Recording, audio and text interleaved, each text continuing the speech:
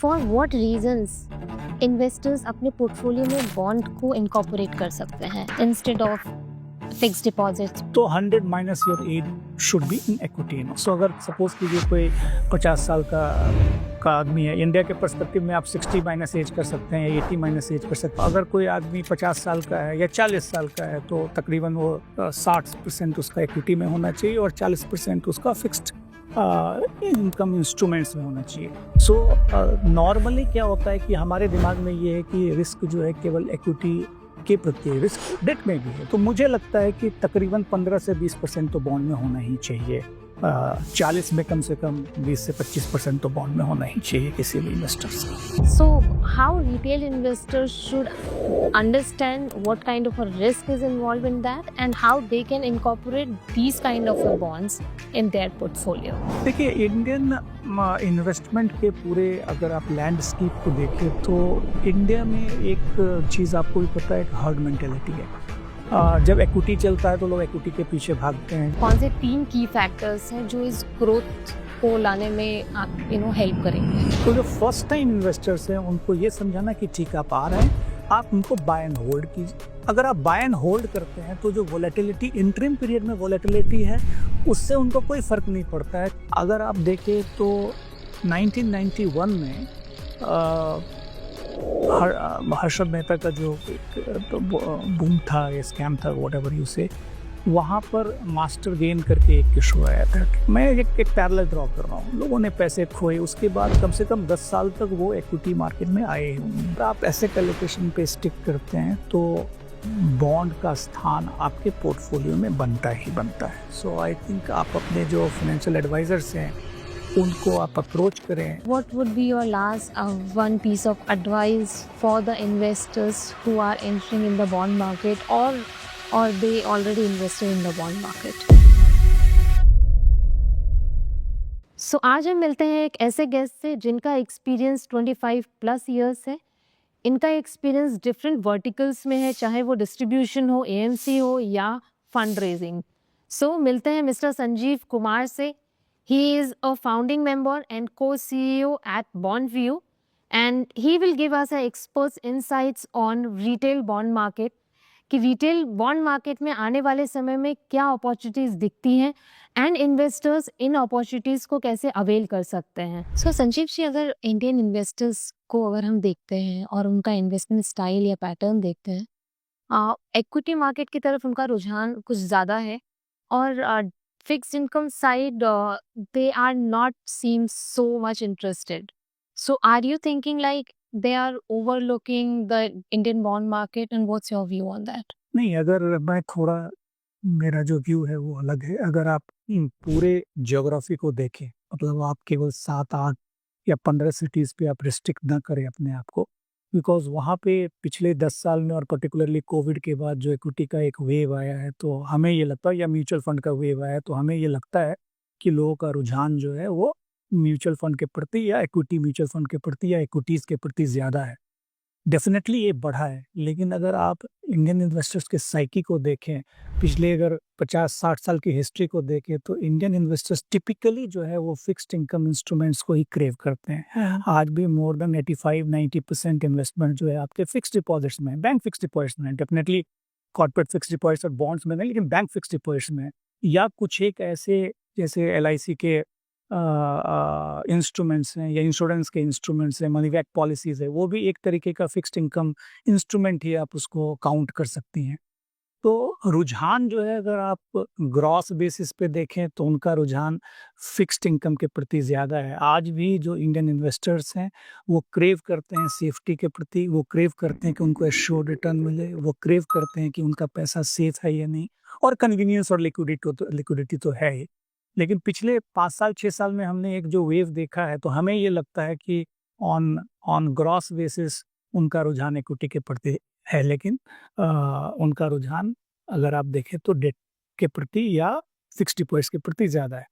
Coming back to your question कि bond के प्रति, यस, बॉन्ड और fixed deposits bank fixed deposits के प्रति है, लेकिन बॉन्ड जो है उनका, उसका अवेयरनेस जो है बहुत ही कम है या पुअर है। एंड उसके बहुत वजूहात हो सकते हैं, बहुत रीजंस हो सकते हैं। उसकी चर्चा हम लोग ज़रूर करेंगे। हम जहाँ पर अवेयरनेस क्रिएट करने की ज़रूरत है।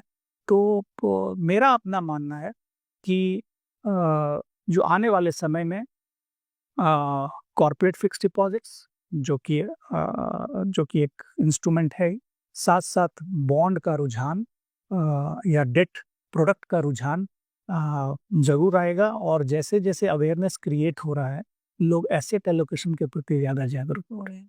और अगर एसेट एलोकेशन के प्रति ज़्यादा जागरूक हो रहे हैं, तो उनके पूरे पोर्टफोलियो में डेट का स्थान होगा ही होगा, फिक्स्ड डिपॉजिट का स्थान होगा ही होगा, बॉन्ड्स का स्थान होगा ही। Very nicely Sanjeev ji. यहाँ पर अगर हम एज यू सेड कि बॉन्ड का इतना ज़्यादा अवेयरनेस नहीं है, so mostly there are some misconceptions जो इन्वेस्टर्स के दिमाग में रहता है। व्हाट आर दोज मिसकंसेप्शंस जो लोग सोचते हैं कि बॉन्ड में इन्वेस्ट करने पे हमको such kind of a risk और लिक्विडिटी प्रॉब्लम्स हो सकते हैं। What's your view on that? देखिए, इस आपके प्रश्न को मैं 3 भागों में बाँटूँगा। सबसे पहला जो चीज़ है, वो ये है कि आज मैं, आप या हमारे जो पेरेंट्स हैं या हमारे जो सीनियर्स रहे हैं, उन्होंने जो फिक्स्ड डिपॉज़िट में इन्वेस्टमेंट किया है, उसकी जर्नी क्या रही है? उसकी जर्नी ये रही है कि टिपिकली मैं बैंक फिक्स्ड डिपॉज़िट की बात कर रहा हूँ।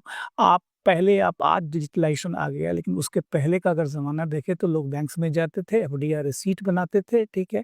और टिपिकली वो हेल्ड टू मैच्योरिटी तक वो फिक्स्ड डिपॉज़िट्स को रखते थे। एज़ रिगार्ड्स बॉन्ड्स, अगर आपको बॉन्ड में इन्वेस्ट करना है तो आपको डीमैट अकाउंट खोलना पड़ेगा। और ये परसेप्शन है, बिकॉज़ जब इक्विटी मार्केट चला तो उसमें क्या था कि आपको डीमैट पहले खोलना है और डेट में भी डीमैट खोलना है। तो उससे एक परसेप्शन लोगों के दिमाग में बैठ गया कि डीमैट जहाँ खोलना होगा वो रिस्की प्रोडक्ट्स है।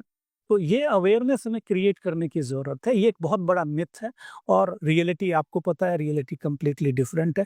अगर हम इस मिथ्स को या ये जो लोगों के दिमाग में गलत चीज़ें बैठी हुई हैं, अगर हम अवेयरनेस क्रिएट करें, ज़्यादा से ज़्यादा हम सेमिनार करें, लोगों को बताएँ, तो मेरा अपना मानना है कि लोग जो है वो बॉन्ड के प्रति ज़्यादा जागरूक होंगे।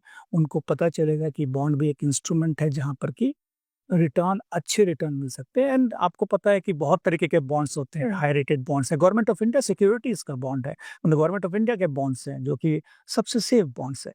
तो ये अवेयरनेस क्रिएट करने की बात है मेरे हिसाब से। आपने बात करा एसेट एलोकेशन का। So asset allocation point of view से अगर हम इन्वेस्टर्स का पोर्टफोलियो देखते हैं, so for what reasons investors अपने पोर्टफोलियो में बॉन्ड को इनकॉर्पोरेट कर सकते हैं instead of fixed deposits probably I would say? तो अगर आप देखिए एसेट एलोकेशन का अगर थंब रूल देखें तो इंडियन कॉन्टेक्स्ट में अलग हो सकता है, ग्लोबल कॉन्टेक्स्ट में अलग हो सकता है, लेकिन मैं ओवरऑल कॉन्टेक्स्ट के को लूँ तो 100 minus your age should be in equity, so अगर सपोज कीजिए कोई 50 साल का आदमी है, इंडिया के पर्सपेक्टिव में आप 60 माइनस एज कर सकते हैं या 80 माइनस एज कर सकते हैं, डिपेंडिंग अपॉन आपकी लाइफ एक्सपेक्टेंसी कितनी है।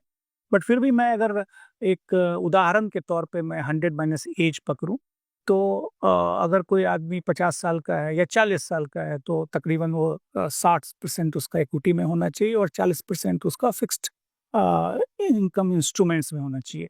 अब फिक्स्ड इनकम इंस्ट्रूमेंट्स के भी बहुत सारे पार्ट्स हो सकते हैं, वो एक डेट म्यूचुअल फंड हो सकता है, वो फिक्स्ड डिपॉजिट्स हो सकता है, वो बॉन्ड्स हो सकता है।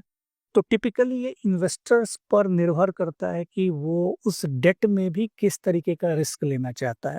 सो नॉर्मली क्या होता है कि हमारे दिमाग में ये है कि रिस्क जो है केवल इक्विटी के प्रति है, रिस्क डेट में भी है। तो किस तरीके की वोलेटिलिटी आप देखते हैं, किस तरीके का रिस्क लेना चाहते हैं, कैसा क्रेडिट रिस्क लेना चाहते हैं, क्या आप इंटरेस्ट रेट रिस्क को समझते हैं, तो उस हिसाब से आप 40% जो आपका डेट का पोर्शन है उसको भी आप डिवाइड कर सकते हैं और साइंटिफिकली डिवाइड करेंगे तो मुझे लगता है कि तकरीबन 15 से 20% तो बॉन्ड में होना ही चाहिए।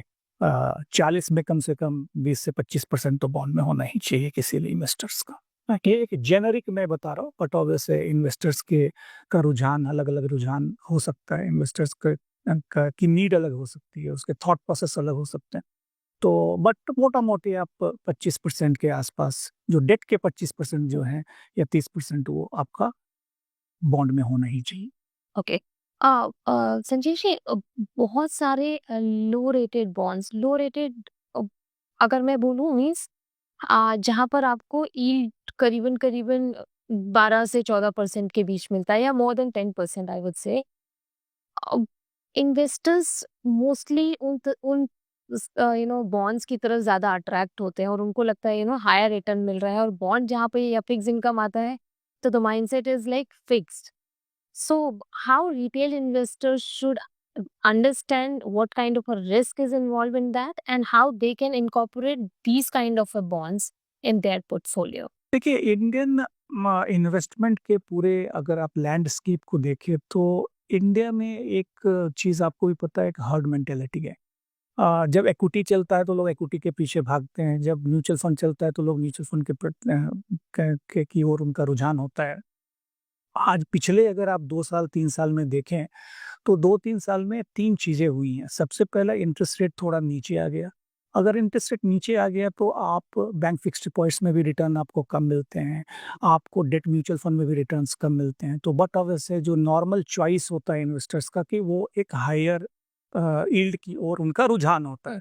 तो इसलिए पहले रुझान के प्रति वो बट ऑब्वियसली हाई यील्ड के प्रति प्रभावित होते हैं। ये तो पहली बात है। लेकिन क्या ऐसा होना चाहिए या नहीं होना चाहिए?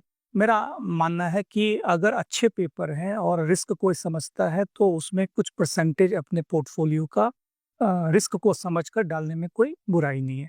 दूसरी बात ये है कि कैसे हम ये इंश्योर करें कि जो रिटेल इन्वेस्टर्स हैं वो उनको नुकसान ना हो, बिकॉज़ आज बहुत सारे प्लेटफ़ॉर्म ऐसे आ गए हैं जहाँ पर कि, और अनरेगुलेटेड प्लेटफ़ॉर्म भी है। रेगुलेटेड प्लेटफ़ॉर्म तो हम ओबीपीपी हैं तो वहाँ पर तो है ही, लेकिन बहुत ऐसे प्लेटफ़ॉर्म हैं बिकॉज़ ऑफ डिजिटलाइज़ेशन जो कि कस्टमर के इंटरेस्ट को हो सकता है ना देखे। तो यहाँ पर इंटरमीडिएरीज़ का रोल, यहाँ पर रेगुलेटर्स का रोल बहुत अहम है। जब जितना हम उसके प्रति जागरूकता फैलाएँगे, हम बताएँगे कि भई आप अगर बॉन्ड में आ रहे हैं इन्वेस्ट करने के लिए तो आपको रेटिंग देखनी चाहिए, कंपनी की क्रेडिबिलिटी देखनी चाहिए, और ये एक तरीके से इंटरमीडिएरीज़ जो जिनके थ्रू बॉन्ड परचेज़ या खरीद-बेच किया जाता है, उनकी भी ज़िम्मेवारी है और इन्वेस्टर्स की भी ज़िम्मेवारी है, और साथ-साथ जो रेगुलेटर्स हैं उनकी भी ज़िम्मेवारी है। तो ये इस इकोसिस्टम को बनाना जो है वो बहुत ही ज़रूरी है। तीसरा जो चीज़ है कि ये एक हमारी ज़िम्मेवारी है, वो एज़ एन ओबीपीपी हमारी ज़िम्मेवारी है, एज़ अ प्लेटफ़ॉर्म, या हम तो एक मतलब एक प्लेटफ़ॉर्म है, लेकिन इंटरमीडिएट्स की भी ज़िम्मेवारी है कि हम सही प्रोडक्ट को सही इन्वेस्टर्स को बताएँ। तो जिस ढंग से इंडियन फ़ाइनेंशियल लैंडस्केप बदल रहा है, मेरा अपना मानना है कि आई थिंक देर आए दुरुस्त आए, थोड़ा समय लगेगा, लेकिन मुझे लगता है कि चीज़ें अच्छी होंगी। So, as you said, retail participation in bond probably in going forward या upcoming years will increase. आपके हिसाब से कौन से वो की फैक्टर्स हैं, प्रोबेबली आई वुड आस्क कि कौन से 3 की फैक्टर्स हैं जो इस ग्रोथ को लाने में आप हेल्प करेंगे? देखिए, आज की डेट में अगर आप बॉन्ड में इन्वेस्ट करती हैं, तो आज भी 99% बॉन्ड, 99% मैं बता रहा हूँ, 99% बॉन्ड की खरीद-बेच जो होती है ओटीसी के माध्यम से होती है, टेलीफोनिक मार्केट। मैं एक इन्वेस्टर हूँ, मुझे कोई बॉन्ड खरीदना है तो सबसे पहले तो मुझे पता नहीं है कि मैं इन्फॉर्मेशन कहाँ से लाऊँ। ठीक है, मैंने क्या किया, मेरे जो इंटरमीडिएरीज़ हैं, मेरे जो ब्रोकर हैं, मैंने फ़ोन किया उनको। अब जो मुझे रेट मिल रहा है वो ट्रांसपेरेंसी, पूरी ट्रांसपेरेंसी में, तो सबसे पहला जो चीज़ है वो है ट्रांसपेरेंसी। अगर आप ट्रांसपेरेंसी लाते हैं बॉन्ड मार्केट में और इन्फॉर्मेशन का एक्सेस अगर आप प्रोवाइड करते हैं, तो ये बॉन्ड मार्केट को एक्सपेंड करने में बहुत की रोल प्ले करेगा, पहली बात। दूसरी बात है कि कन्वीनियंस, मुझे आज बाय सेल करना है तो मुझे इन्फॉर्मेशन का एक्सेस मिल गया, मुझे ट्रांसपेरेंसी मिल गई, लेकिन मैं कितनी जल्दी बाय सेल कर सकता हूँ, और इसका ताज़ा तरीन उदाहरण अगर आप देखें तो ये है इक्विटीज़। आज से 20 साल पहले जाएँ इक्विटीज़ बाय करने के लिए, हमें क्या था, पहले तो फिजिकल डिलीवरी थी, डीमैट आया, डीमैट के बाद भी क्या था, हम ब्रोकर को फ़ोन करते थे, सौदा डालते थे, पंच होता था और हमें पता चलता था कि हमारा सौदा ये हुआ है। बॉन्ड में आज भी वो नहीं है, आज आप पूछते हैं, फिर आपको 6 घंटे के बाद प्राइस आता है, तो वो ट्रांसपेरेंसी और लिक्विडिटी नहीं है। तो इस पे हमें काम करने की ज़रूरत है, और अगर ये कन्वीनियंस आता है, ट्रांसपेरेंसी के साथ इंफॉर्मेशन का जो एक एक एक एक्सेस है उनके प्रति जागरूकता, अवेयरनेस अगर होता है वो है, और कन्वीनियंस होता है, तो मेरे हिसाब से ये मार्केट डेवलप करना ही करना है। सबसे इम्पोर्टेंट चीज़ है कि आज से कुछ साल पहले जो टैक्स आर्बिट्राज था, टैक्स जो म्यूचुअल फंड था, वो थोड़ा टैक्स एफिशिएंट व्हीकल हुआ करता था। डेट म्यूचुअल फंड की बात मैं बता रहा हूँ। आज बॉन्ड्स और जो डेट म्यूचुअल फंड एक ही प्लेटफॉर्म पर आ गए हैं। तो पिछले अगर 2-3 साल के टाइम फ्रेम को अगर आप का अध्ययन करें, तो आपको लगेगा कि हम सही डायरेक्शन में जा रहे हैं। और ये 3 चीज़ जो मैंने बताया, ट्रांसपेरेंसी, इंफॉर्मेशन का एक्सेस और कन्वीनियंस, अगर ये 3 चीज़ होता है और साथ-साथ अगर सारे इकोसिस्टम में जो प्लेयर्स हैं वो अगर अवेयरनेस क्रिएट करते हैं, तो मेरे हिसाब से ये बहुत अच्छा काम। मोस्टली जब भी इन्वेस्टर्स फिक्स इनकम साइड आते हैं तो वो कंपेयर करते हैं बॉन्ड्स को विद द फिक्स डिपॉजिट्स। आप कैसे इसको सिंप्लीफाई करेंगे और कैसे हम कन्विंस कर सकते हैं रिटेल इन्वेस्टर्स को कि आप you can go a step ahead and look for bonds for your portfolio? देखिए, सबसे पहला जो चीज़ होता है कि कोई भी रिटेल इन्वेस्टर्स अगर किसी इंस्ट्रूमेंट में इन्वेस्ट नहीं करता है, तो उसके पीछे एक वजह है कि इंडियन साइकोलॉजी, जैसे मैंने बताया, कि वो सेफ्टी को क्रेव करता है। तो अगर जहां उन्होंने देखा कि ये इंस्ट्रूमेंट वोलाटाइल है, तो वो थोड़ा उनका रुझान बॉन्ड, किसी भी इंस्ट्रूमेंट के प्रति कम होगा। हमें और आपको पता है कि बॉन्ड मार्केट में जो बॉन्ड्स के जो प्राइसेस हैं वो ऊपर नीचे होते हैं depending upon the interest rate. वो इक्विटी की तरह वोलाटाइल नहीं है, लेकिन हाँ, उनके प्राइसेस ऊपर नीचे होते हैं। तो सबसे पहला जो काम है कि जो फर्स्ट टाइम इन्वेस्टर्स हैं, वो अच्छे high quality bonds, high rated bonds में बाय एंड होल्ड की प्रवृत्ति से इधर आए, बिकॉज वो फिक्स डिपॉजिट में भी बाय एंड होल्ड की प्रवृत्ति से आते हैं। Correct. वो आज उन्होंने इन्वेस्ट किया, 3 साल का फिक्स डिपॉजिट किया, वो मैच्योर हुआ, फिर वो चीजों को आगे बढ़ाते हैं। तो जो फर्स्ट टाइम इन्वेस्टर्स हैं, उनको ये समझाना कि ठीक, आप आ रहे हैं, आप उनको बाय एंड होल्ड कीजिए। अगर आप बाय एंड होल्ड करते हैं, तो जो वोलेटिलिटी इंटरिम पीरियड में वोलेटिलिटी है, उससे उनको कोई फर्क नहीं पड़ता है। जो उनको रिटर्न मिलना है वो रिटर्न मिलेगा। तो वो फर्स्ट टाइम इन्वेस्टर्स के लिए मूल मंत्र यही है, ऋतु जी। अगर इंडियन बॉन्ड मार्केट की हम बात करते हैं, then we have seen that technology is playing a very important role in bond market. So how this technology can help investors as well as to deepen this market more?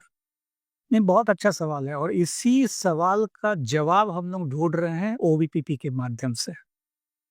अगर आप देखिए, 2022 के नवंबर में हमारे जो regulator SEBI came out with the guidelines, that is called OBPP guidelines. OBPP guidelines means online bond platform provider guidelines. उसके पहले जो लोग एक प्लेटफॉर्म, बिकॉज डिजिटलाइजेशन हुआ, लोगों का टेक्नोलॉजी के प्रति रुझान था, तो लोगों ने इनफॉर्मल सेटअप बनाकर बॉन्ड की खरीद फरोख्त करने का एक एक माध्यम बनाया। लेकिन सेटलमेंट जो था वो काउंटर पार्टी रिस्क था, सेटलमेंट एक्सचेंज पे नहीं होता था, ठीक है। तो सेबी ने इस रिस्क को समझा। 2022 के नवंबर में SEBI came out with the OPPP guidelines, और उस गाइडलाइंस के तहत ये बताया है कि आपको एक लाइसेंस लेना पड़ेगा और आपको एक्सचेंज का, डेट ब्रोकरशिप का लाइसेंस लेना पड़ेगा। उसके बाद जितने ओबीपीपी प्लेटफॉर्म हैं, उन्होंने 3 चीजों पे काम किया। सबसे पहला काम, उन्होंने सारे जो बॉन्ड्स है उनको एक जगह एग्रीगेट किया टेक्नोलॉजी के माध्यम से। तो आज अगर मान लीजिए 28,000 बॉन्ड, अगर एग्जाम्पल के तौर पे 27-28,000 बॉन्ड्स इंडिया में हैं, सारे बॉन्ड्स को मिलाकर उनको, जैसे हम लोगों ने बॉन्ड व्यू ने, हम लोगों ने एग्रीगेट किया और सारे ओबीपीपी ने एग्रीगेट किया। दूसरा उन्होंने काम किया कि उस बॉन्ड को क्यूरेट किया। क्यूरेट करने का मतलब ये है कि जैसे अगर आप कोई चीज़ खरीदना चाहती हैं, अमेज़न और फ्लिपकार्ट का एक्सपीरियंस देने की कोशिश की गई। आप रेटिंग के हिसाब से, टेन्योर के हिसाब से, जो भी पैरामीटर्स है, उस हिसाब से आप चीज़ों को सेलेक्ट कर सकते हैं। तो दूसरा क्यूरेशन किया गया। और तीसरा, इसको जो आरएफक्यू प्लेटफॉर्म है जहाँ पर कि खरीद फरोख्त होती है, तो उसके साथ इंटीग्रेट किया गया, और उसका सेटलमेंट जो है एनसीएल, आईसीएल, जो बीएसई और एनएसई के प्लेटफॉर्म में, वहां पे किया गया। तो ये 3 चीजों को सॉल्व किया गया टेक्नोलॉजी के माध्यम से और रेगुलेशंस के माध्यम से। तो जो आपने सवाल पूछा, उसका जवाब यही है कि ये टेक्नोलॉजी ने इन 3 चीजों को सॉल्व किया है। और अगर ये 3 चीज को सॉल्व करने के कारण क्या हुआ कि इंफॉर्मेशन का एक्सेस हम एक जगह पर देख सकते हैं, क्या हुआ कन्वीनियंस आ सकता है, क्या हुआ ट्रांसपेरेंसी हो सकती है। तो इन तीनों चीज टेक्नोलॉजी के माध्यम से इन तीनों चीज को सॉल्व करने की कोशिश की जा रही है। और मेरा अपना मानना है कि जिस ढंग से सारे लोग प्रयत्नशील हैं इस मुहिम में, तो it is just a matter of time. I think this market is going to explode. So Sanjeev ji, on the price discovery is very important in bond market, and second is the liquidity and the transparency. So as you said कि technology के through ये सब चीजें हो गई हैं, how BondView can help investors to discover, for the better price or to get good transparency or liquidity. So आप as a BondView कैसे हेल्प कर रहे हैं इन्वेस्टर्स का? देखिए, ट्रांसफर जो प्राइस डिस्कवरी है, प्राइस डिस्कवरी तभी किसी भी प्रोडक्ट्स का प्राइस डिस्कवरी तब होता है जब ज़्यादा से ज़्यादा बायर और ज़्यादा से ज़्यादा सेलर आते हैं और उनके डाइवर्स ओपिनियन होते हैं, ठीक है। तो अगर मैंने टेक्नोलॉजी के माध्यम से इन तीन चीज़ों को सॉल्व करने की कोशिश की, तो उससे I am sure over a period of time more and more number of investors with diverse thought will come. और अगर वो ऐसा होगा तो ऑटोमेटिकली जो है वो आपकी प्राइस डिस्कवरी होगी। पहली बात तो ये। दूसरी बात है रेगुलेटर्स भी buy back of securities, market making और मल्टीपल फ्रेमवर्क पे काम कर रही है, जिससे कि एक लिक्विडिटी का फ्रेमवर्क क्रिएट होगा। तो इन सारे चीज़ों को अगर मिला के देखते हैं तो आपको पता चलेगा कि आई थिंक जो ओबीपीपी और हम लोग ऐसे ओबीपीपी जो है वो इन प्रॉब्लम को सॉल्व कर रहे हैं। Okay.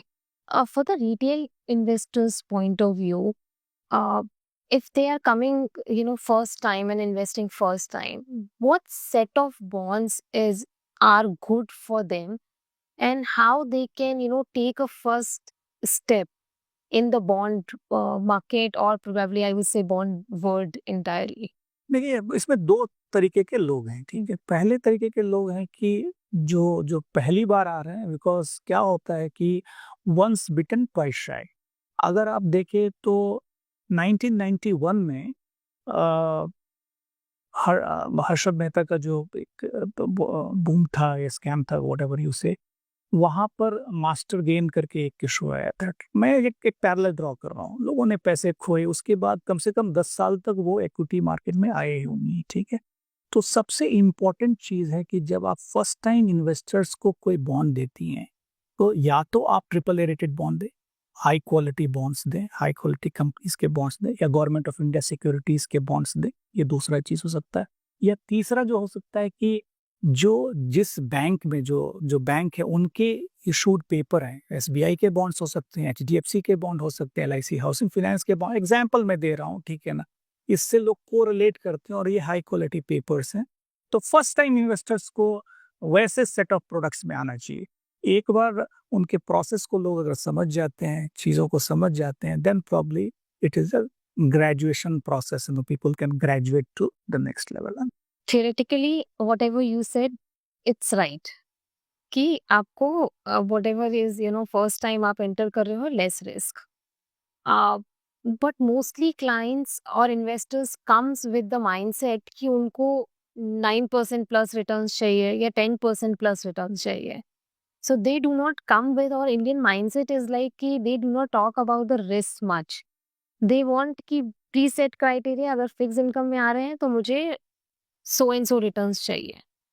So how to talk or convert those clients for the better one? तो मैंने जैसा बताया ना, ये एक जर्नी है। आप अगर पहले स्टेप में आप उनको अगर आप 9% और 10% के बॉन्ड को देती हैं, तो वो शायद उनके लिए इनजस्टिस होगा। Injustice in the sense return तो मिलेगा लेकिन उस प्रोसेस को समझ नहीं पाएंगे।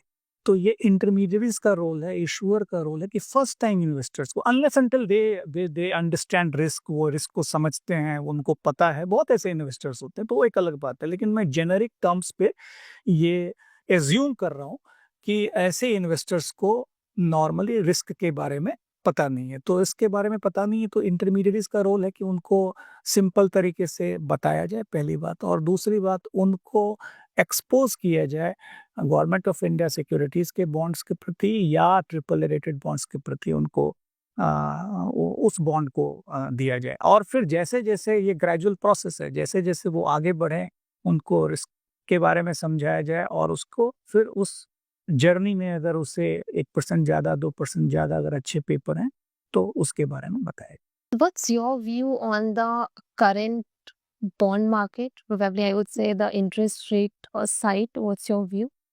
And second is आप आने वाले समय में किस सेगमेंट में ज्यादा ट्रैक्शन देख सकते हैं? देखिए, इस आपके प्रश्न को मैं 2 भाग में बाँटता हूँ। सबसे पहला है कि आप इंटरेस्ट रेट को कहाँ देखते हैं?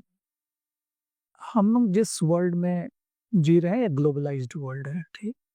एंड जो टैरिफ है, जियोपॉलिटिकल टेंशन्स है, सो उसके कारण जो इंटरेस्ट रेट कट की जो संभावना, जो हेडरूम्स है, वो थोड़ा-सा आगे पोस्टपोन होता हुआ दिख रहा है। बिकॉज़ पहले जो यूएस के जो यील्ड थे और इंडिया के यील्ड के बीच अच्छा खासा गैप हुआ करता था। आज आज वो गैप ब्रिज होके लगभग 2% के आसपास हो गया। तो हमें एक हेडरूम होना चाहिए प्ले करने के लिए। तो और जब तक इंटरेस्ट रेट कम नहीं होगा, तब तक इकोनॉमिक एक्टिविटीज़ भी ज़रूरी है। तो मुझे लगता है कि इंटरेस्ट रेट बटोवे से साउथवर्ड डायरेक्शन में मूव करेगा, लेकिन थोड़े समय के बाद जब गवर्नमेंट को एक हेडरूम मिलेगा चीज़ों को कट करने के लिए। बिकॉज़ हमारी डिपेंडेंसी जो है वो ग्लोबल सिचुएशन पे, ग्लोबल जो जियोपॉलिटिकल टेंशन है उस पर भी हम लोग डिपेंडेंट हैं। दूसरा सवाल जो स्वीट स्पॉट जो है, वो स्वीट स्पॉट 8 से 10% का जो है, मुझे लगता है स्वीट स्पॉट है, जहाँ पर कि बहुत अच्छे-अच्छे पेपर्स प्राइवेट सेक्टर में आएँगे और बहुत सारे अगर आप इश्यूएंसेस देखें मतलब बॉन्ड मार्केट में तो बहुत अच्छे-अच्छे पेपर आए हैं। तो वो एक स्वीट स्पॉट होगा, जहाँ पर कि मैं देख रहा हूँ कि एक ट्रैक्शन रिटेल इन्वेस्टर्स का ट्रैक्शन आने वाले समय में आएगा। मेरा अपना अनुमान है कि अ आने वाले बजट्स में कुछ इनिशिएटिव्स गवर्नमेंट के द्वारा लिए जाएँगे और रेगुलेटर्स के द्वारा ऑलरेडी लिए जा रहे हैं और इसको एक्सेलरेट किया जाएगा और एक जो इकोसिस्टम बन रहा है बॉन्ड मार्केट को बढ़ाने के प्रति, वो भी एक्सेलरेशन की ओर है, मतलब वो भी गति पकड़ रहा है मेरे हिसाब से। तो इन सारी चीज़ों को अगर आप देखें तो बॉन्ड मार्केट का जो डिजिटलाइजेशन है या रिटेल पार्टिसिपेशन है, वो आने वाले समय में बढ़ेगा। So Sanjeev ji, what would be your last one piece of advice for the investors who are entering in the bond market or they already invested in the bond market? देखिए, मेरा जो सिंपल एडवाइस होगा कि सबसे पहला advice ये होगा कि किसी भी इन्वेस्टर्स के लिए कि आप अपने एसेट एलोकेशन पे स्टिक करें और अगर आप एसेट एलोकेशन पे स्टिक करते हैं तो बॉन्ड का स्थान आपके पोर्टफोलियो में बनता ही बनता है, नंबर 1। नंबर 2, जो मिथ है, आप मिथ और रियलिटी, सो आई थिंक आप अपने जो फाइनेंशियल एडवाइजर्स हैं उनको आप अप्रोच करें, समझने की कोशिश करें कि किस तरीके के बॉन्ड्स हैं और क्या मुझे बेहतर रिटर्न मिल सकता है उस फिक्स्ड इनकम एलोकेशन में या नहीं। ये दूसरा चीज़ है जो मैं इन्वेस्टर्स से आग्रह करूँगा और मैं इंटरमीडिएरी से आग्रह करूँगा कि वो अपने जो सेल्स पॉइंट है, वहाँ पे जो इन्वेस्टर्स आते हैं उसके माध्यम से वो अवेयरनेस क्रिएट करें, ठीक है? तो दोनों मैं इन्वेस्टर्स और इंटरमीडिएट्स दोनों का रोल है, ये दूसरा जो चीज़ है। और तीसरा मैं लोगों से आग्रह करूँगा कि रिस्क को ज़रूर समझें, बिकॉज़ जब नॉइज़ेज़ होते हैं तो आपको पता नहीं चलता है क्या सही क्या गलत है, सो उस नॉइज़ को कट करने के लिए अवेयरनेस तो ज़रूरी है, लेकिन रिस्क को समझकर आप वेरियस जो रेगुलेटेड प्लेटफ़ॉर्म्स हैं वहाँ पर आप जाएँ, उनको एक्सप्लोर करें। तो अगर ये 3 चीज़ अगर आप करते हैं तो शायद आप अपने पोर्टफोलियो में वैल्यू ऐड कर सकते हैं और अपने पोर्टफोलियो को बेहतर दिशा दे सकते हैं, बेहतर गति दे सकते हैं। So thank you Sanjeev ji, thank you for giving us insights on the bond market and how retail investors can incorporate bonds in their portfolio. So thank you for No, your thank you valuable Ritu insights. for inviting me. This is really wonderful. I am sure इसके माध्यम से आपके जो investors हैं वो ज़्यादा से ज़्यादा मैं आग्रह करूँगा कि वो समझें बिकॉज हम लोग आधे घंटे का पॉडकास्ट कर सकते हैं, लेकिन अल्टीमेटली जिम्मेवारी इन्वेस्टर्स की होती है और इंटरमीडिएट्स की होती है कि कैसे अवेयरनेस क्रिएट करें और आगे हम बढ़ पाए। जी, thank you so thank you. Mutual fund निवेश बाजार जोखिमों के अधीन है। योजना से जुड़े सभी दस्तावेजों को ध्यान से पढ़ें। Mutual fund investments are subject to market risks. Read all scheme related documents carefully.